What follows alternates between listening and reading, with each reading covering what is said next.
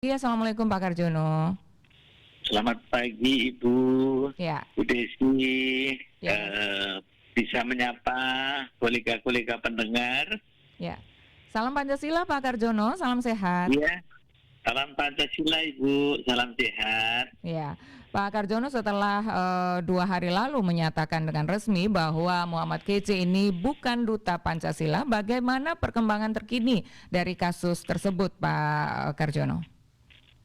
Baik, terima kasih para pendengar Radio Republik Indonesia yang tercinta. Izinkan kami sampaikan salam. Assalamualaikum warahmatullahi wabarakatuh. Salam sejahtera bagi kita semua. Om Swastiastu, Salam, Namo Buddhaya, salam kebajikan, Rahayu, Rahayu, Rahayu, salam Pancasila. Salam Pancasila Pak Karjono. Terima kasih Mbak Desi, waktu yang diberikan dan diberikan kepercayaan bahwa pada hari Sabtu awal-awal tanggal 21 ini memang diramaikan dengan berita tentang Muhammad Kece atau yang disebut dengan Muhammad Kosman. Ya. Seorang YouTuber yang melontarkan narasi-narasi kebencian dan berpotensi memecah belah bangsa.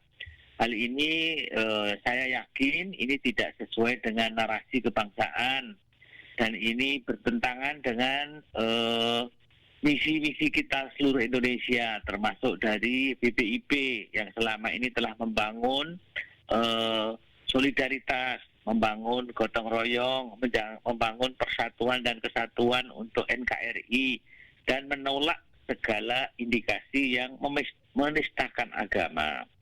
Mbak Desi, jadi terkait dengan pemberitaan kepada Muhammad Kece ini, memang hal ini jelas berita bohong kalau yang bersangkutan adalah duta Pancasila. Ya. Hal ini tidak sesuai dengan fakta dan ini menjadi keprihatinan bagi kami, bahkan bagi seluruh bangsa, karena lembaga BPIP ini adalah lembaga yang cukup kredibel untuk mengawal Pancasila. Oke. Nah, coba kami aturkan seperti apa yang dimaksud dengan duta Pancasila.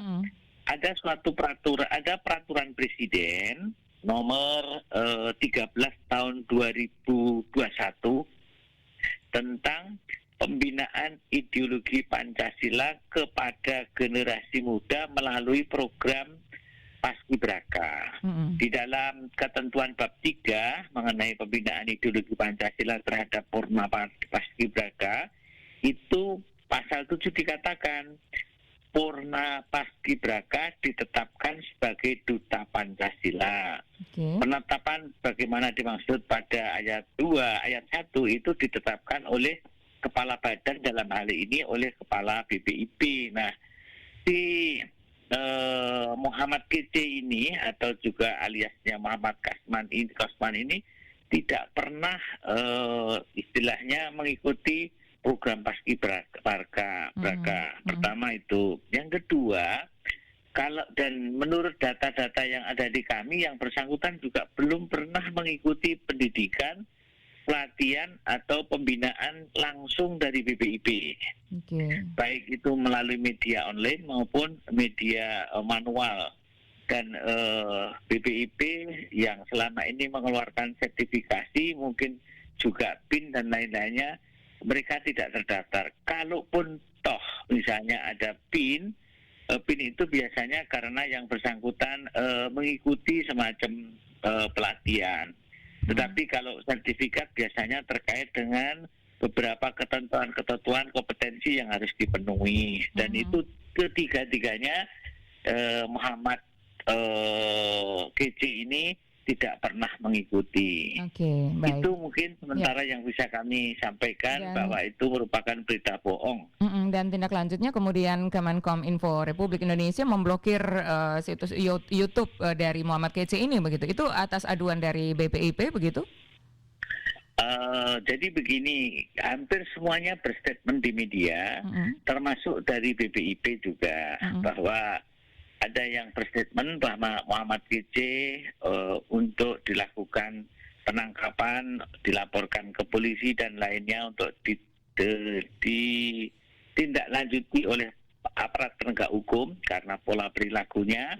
BPIP juga memberikan suatu statement seyuknya selain penegakan hukum yang bersangkutan juga alangkah baiknya YouTube-nya diblokir, kemudian juga yang bersangkutan istilahnya diadili sesuai dengan ketentuan-ketentuan yang berlaku. Karena BPIP juga berpandangan bahwa narasi yang disebarkan itu adalah narasi yang bersifat menyebar kebencian, merusak persatuan, sehingga narasi tersebut harus segera direport dan diblokir atau di-take down, diturunkan dari media online, karena itu jelas merupakan berita yang hoax.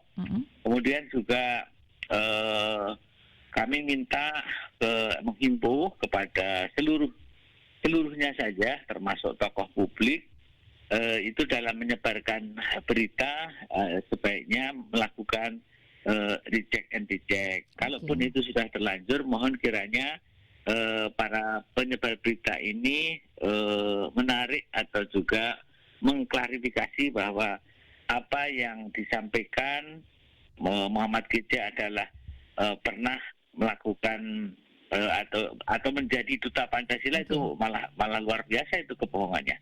Itu Mbak Yeni yang bisa kami sampaikan. Pak Karjono. Ya, Pak Karjono, tadi disampaikan bahwa kriteria penerima gelar Duta Pancasila ini adalah paskibraka dan juga wajib mengikuti pendidikan atau pelatihan dari BPIP baik secara offline maupun online. Apakah hanya 2 syarat tersebut saja sebagai persyaratan bisa menerima gelar Duta Pancasila ini, atau ada yang belum disampaikan, Pak Karjono? Oh iya, baik. Jadi untuk bisa masuk Duta Pancasila,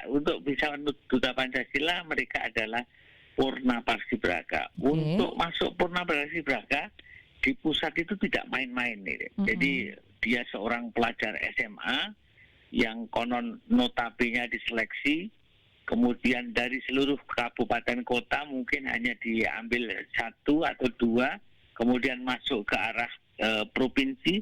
Di provinsi pun juga seleksi ketat, kemudian baru masuk ke menjadi paskibraka. Dan itu tidak lebih dari 68. Artinya begitu ketatnya, sangat luar biasa. Untuk mendapatkan persyaratan ini aja tidak semua orang bisa masuk ke sana. Baik. Ya. Itu yang bisa kami aturkan. Baik, Pak Karjono, apakah di Indonesia ini hanya BPIP saja lembaga yang bisa memberikan gelar Duta Pancasila? Karena pada tahun 2016 lalu kita tahu bahwa MPR ini juga memberikan gelar Duta Pancasila pada salah satu tokoh publik, penyanyi dangdut Zaskia Gotik. Ini sebenarnya lembaga mana yang kredibel atau yang berwenang memberikan gelar Duta Pancasila ini, Pak Karjono? Ya, baik, terima kasih banyak. Kalau kita mendasarkan pada aturan hukum positif, dalam artian saat terjadi suatu problematik di lapangan dikembalikan pada hukum positif. Artinya hukum positif itu adalah hukum yang tertulis tadi Perpres 13 2021. Ya, itulah yang disebut dengan Duta Pancasila. Kemudian apakah bagaimana terhadap kolega-kolega kementerian lembaga atau lembaga tinggi negara atau mungkin pemerintah daerah, para Bapak Ibu Gubernur, Bupati, Wali Kota atau pemimpin suatu institusi memberikan suatu Duta Pancasila, hal itu juga tidak disalahkan karena juga suatu inovasi, kreativitas atau suatu kebiasaan atau budaya yang berlaku di suatu masyarakat sepanjang itu positif, saya pikir juga sangat baik untuk diterapkan. Jadi dengan Duta Pancasila di beberapa tempat dengan misi untuk melakukan cinta terhadap NKRI, untuk cinta pada Pancasila, untuk saling menjunjung tinggi kebinekaan dan juga keberagaman, serta cinta pada Undang-Undang Dasar Negara Republik Indonesia, itu merupakan suatu bentuk kecintaan melalui misalnya namanya Duta Pancasila. Oke, baik. Dan itu juga tidak salah. Begitu juga Mm-mm. sebaliknya Mbak Desi. Ya. Bahwa seseorang yang telah diberikan istilahnya gelar Duta Pancasila itu tanggung jawab ada di masing-masing, bukan juga di institusi. Oke, Jadi baik. misalnya kalau yang bersangkutan itu melakukan suatu pencemaran atau mungkin tindak pidana dan lain-lain, maka corporate konstitusi tidak bisa diikutkan karena itu pertanggungjawaban pribadi. Oke, baik. Karena Jadi apalagi masyarakat akan terkait dengan- melihat nanti ada beberapa duta Pancasila, tetapi nanti untuk yang duta Pancasila dari BPIP itu ada dilengkapi di belakangnya ya, duta Pancasila BPIP, dan itu adalah Ya. Purna Paskibraka begitu. Terima Iya, kasih betul. Pak Karjono untuk Duta informasinya. Pancasila Purna Paskibraka, Mbak Desi. Baik. Terima kasih banyak. Terima kasih. Dan juga salam teman-teman semua pendengar, Baik. Utamanya kebetulan Wagub di situ teman kolega kami, Bu. Baik, akan Salam kami sampaikan Pancasila, salamnya. terima kasih, salam hormat untuk masyarakat semuanya, sukses selalu, Baik. sehat di masa COVID. Baik, terima kasih. Salam sehat Pak Karjono, salam Pancasila. Bersama kami baru saja Sekretaris Utama BPIP Karjono yang menyampaikan informasi terkait dengan Duta Pancasila. Dan saat ini pukul 8 waktu Indonesia Tengah, pendengar, kami ajak Anda untuk mengikuti